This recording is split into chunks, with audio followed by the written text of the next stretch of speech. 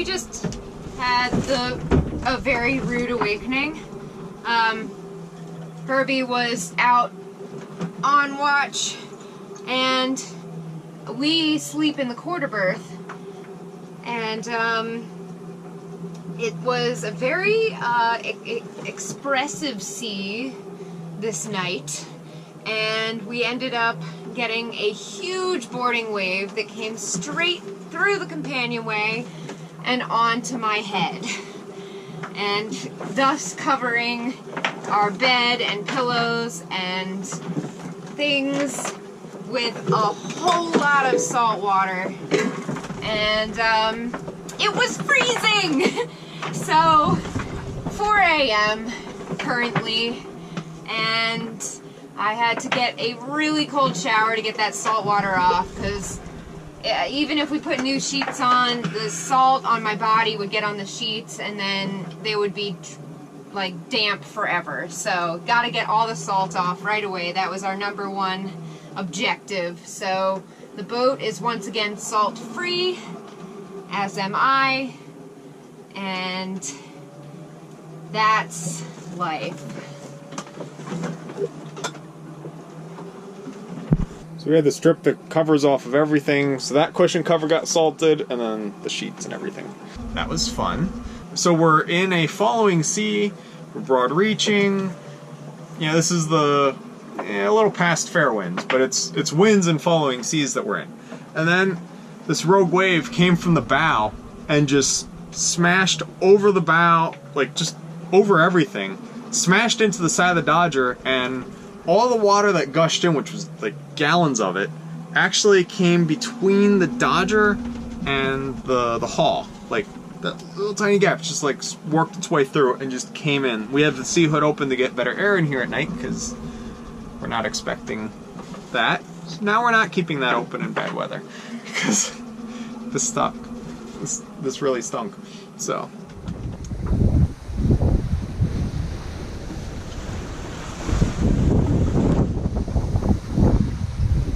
I actually haven't filmed too much of this crossing because this crossing kind of sucks. It's really cold. It's been raining pretty much all day of every day.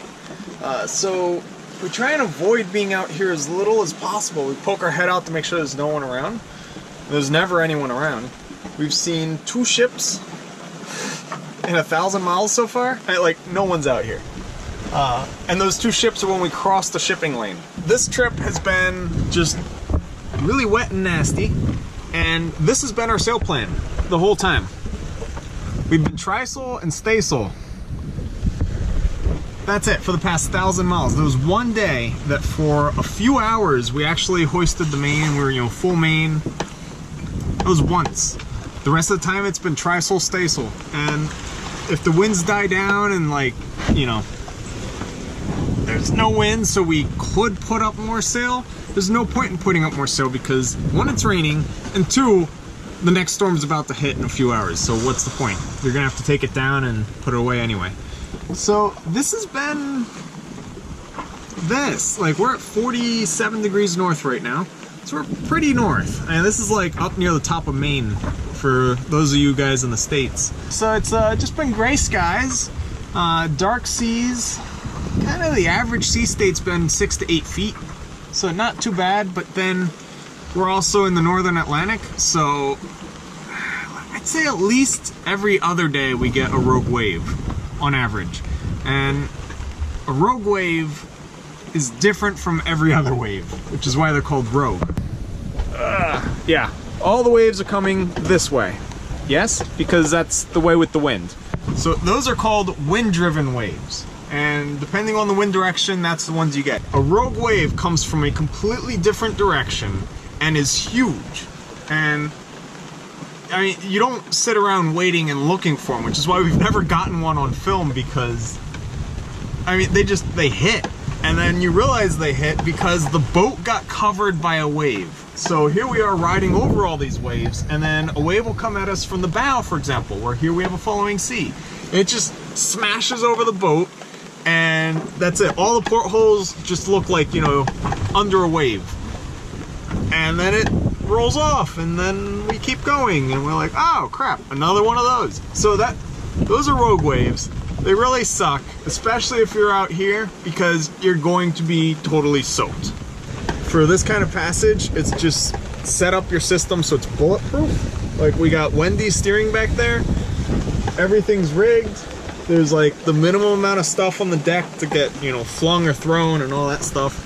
So we've been 10 days of this now, and probably looking at another 5 to get to Portugal. Well, it's calm right now because the winds are shifting, and we're taking advantage of it. So Maddie made an awesome breakfast of spam and eggs, and now we're gonna eat it and then just relax and wait. The winds are supposed to shift this afternoon, so we got a bunch of hours of just, you know, taking it easy and floating around. We're not too worried about what course we're going because we're not really going very fast. So, in the grand scheme of things, I mean, we might be off course by, say, 10 miles out of 1,500. Doesn't really matter. So a lot of times people ask, well, why don't you just motor at the rate of your solar panel? Because that would be technically free power, because it's coming in and then we're using it at the same rate. So honestly, I've never done that. So we're gonna give it a try. How you doing? Hi. Finally got a little speck of blue sky today, so I'm trying to enjoy it and get some vitamin D. But you're all bundled up. It's cold. Okay, so we haven't used the motor since we left Angra. All our extra sheets have kind of fallen in here. Well, that's just the thing. So, alright. So we have 150 watts in solar panel, which is actually that guy. So that translates into 0.15 kilowatts. We went past that. So now we're running at 150 watts, which is 3 amps. And yeah, so we're just gonna try this, see for a while. Our speed before was about, should have checked our speed before. Well, it was 2 knots. And now we're doing about 2 knots. So really not much of a change, but hey, why not? Hey, gives us something to do. Alright, so the verdict with the motor sailing at 0.15 kilowatts, 150 watts, is no change in speed. But a huge change in direction. Yeah, and I just took it out of neutral and there we are.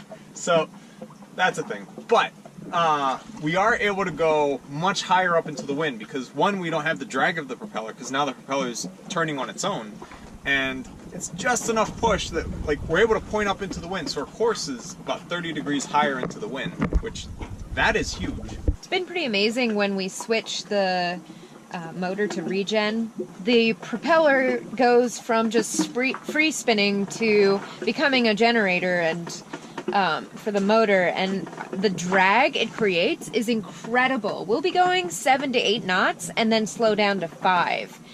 But sometimes we use it just to gain a little bit of stability and control. So it's funny what you find yourself doing in times like that you never expected. Yeah, so where people usually drag a series drogue behind them, or just any drag device in a nasty storm, we were just turning on the motor as regen, and that was just creating enough drag that it'd hold the stern better into the wind and stop us from surfing down waves, because we hit 13.2 knots surfing down a wave, and our haul speed is 9. 13 point anything is unheard of for us. I mean, I think before this trip our top speed was 11, so it's been quite the roller coaster. Sometimes our stomachs even drop like we're on a roller coaster. Having the propeller kind of hold us back, and it gives drag, yes. I mean, we're not hitting those really high speeds, but we're also not like slumping down, because we'd surf down a wave and just plow into the next one and stop. So our speed would go from like 13 to 2 to 11 to 2. It was horrible. And then when we turn on the regen, we just stay at like a steady 5 or 6 all the time, up and down the waves. That was pretty nice. And it was free power all night long, because the solar panels stopped working at night. Well, it was fun being out here while we were. Sun went away, and it's starting to rain. So, back inside. Just gotta get through it. Straight line, we got about 400 miles to go, which if we do 100 miles a day, it's, 4 days. With this route that we might be taking, I don't know, it's like 500 miles, so it's really not a huge difference. Honestly, this has felt more like a delivery trip where we're working a machine than out having fun sailing. When we crossed the Atlantic the first time, you know, to the Azores, we were outside, we were, you know, enjoying the stars, all that. We were changing sails, we were actually doing work. Yeah, actually sailing. Like here, we've had the storm sails up pretty much the entire time, and it honestly feels like we're just working a machine. Like, we just set them, and then it does its thing, and we just sit around and wait. And I just periodically poke my head out, make sure that, yes, there's absolutely no one around us, and we just wait. Okay, we are now north and east enough that we've actually turned, and now we're heading southeast towards Portugal. So this is kind of good timing because we're faced with an east wind, and the wind's going to be clocking around and coming from the northeast throughout the night. So right now we're just sailing due south, and as it goes clocking around, that'll turn us southeast. We're just making spaghetti for dinner, and Maddie's not doing too well with the seas right now. So, being how we stopped sailing for like, 10 months while we were on the hard, it wasn't even the motion of the boat in the water. And then we went from 0 to 100 by jumping out into the northern North Atlantic, and it's been a little rough on her. So, well, the winds picked up like crazy, and thankfully we still had our storm sails up because I was making dinner. And I mean, crazy winds, and it's raining. And we're just like plowing along at like 6 knots here. Yeah, it's been a fun one. Thankfully, Wendy's out here steering us, keeping us on course. So I'm gonna go back in and keep making dinner. Here's Maddie in her little pity cave. How you doing?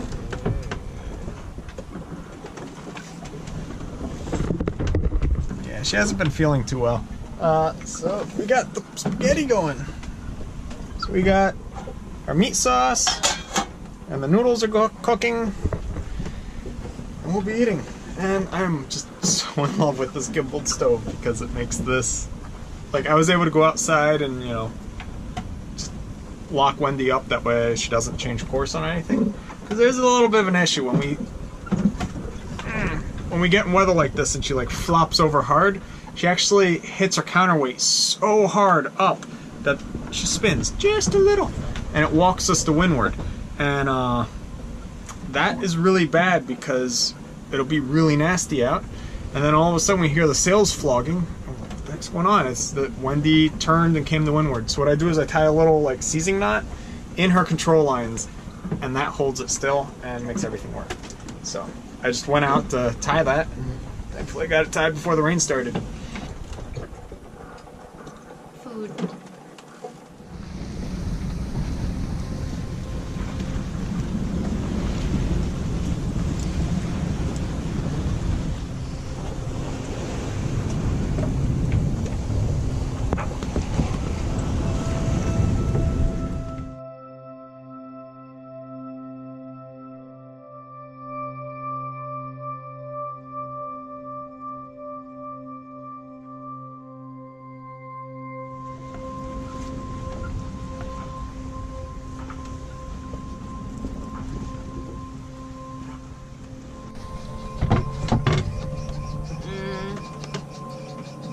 Twice this morning. I took some Dramamine. Just waiting for it to kick in.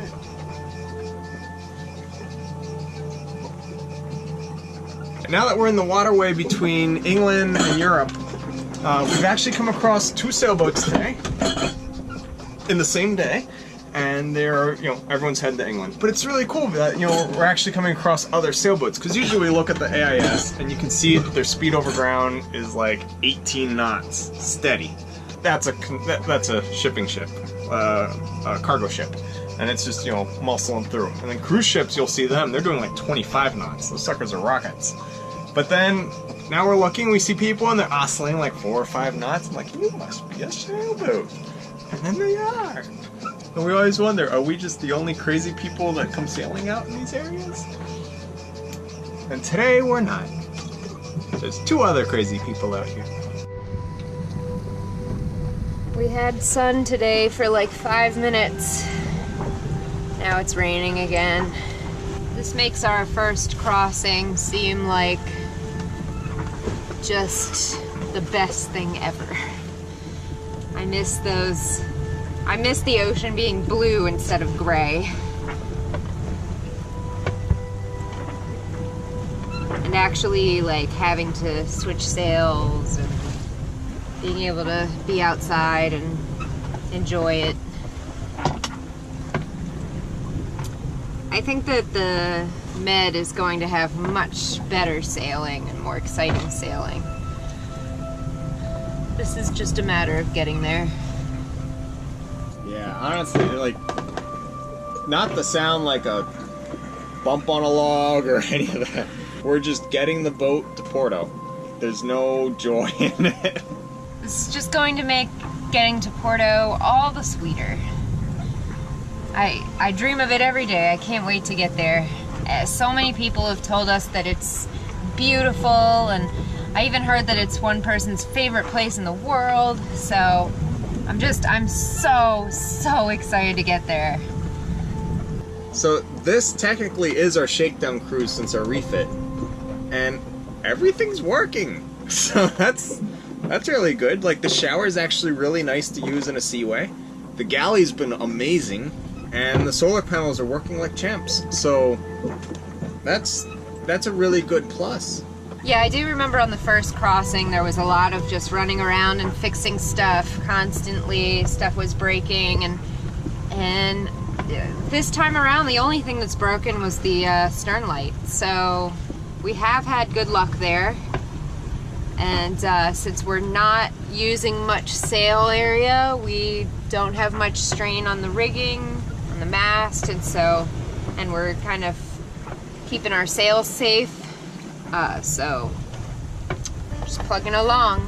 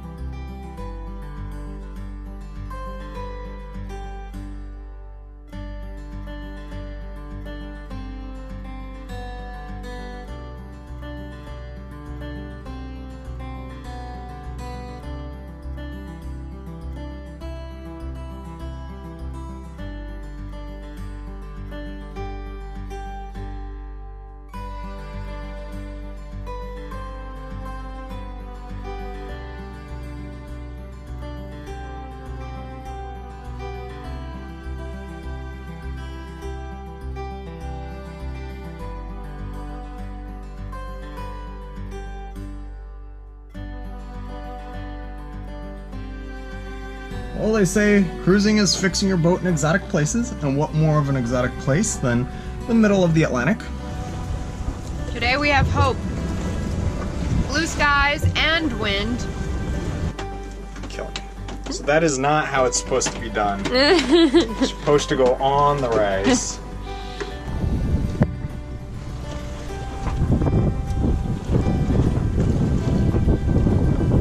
That's done. Thanks so much for watching. Be sure to like, subscribe, and share this video with your friends.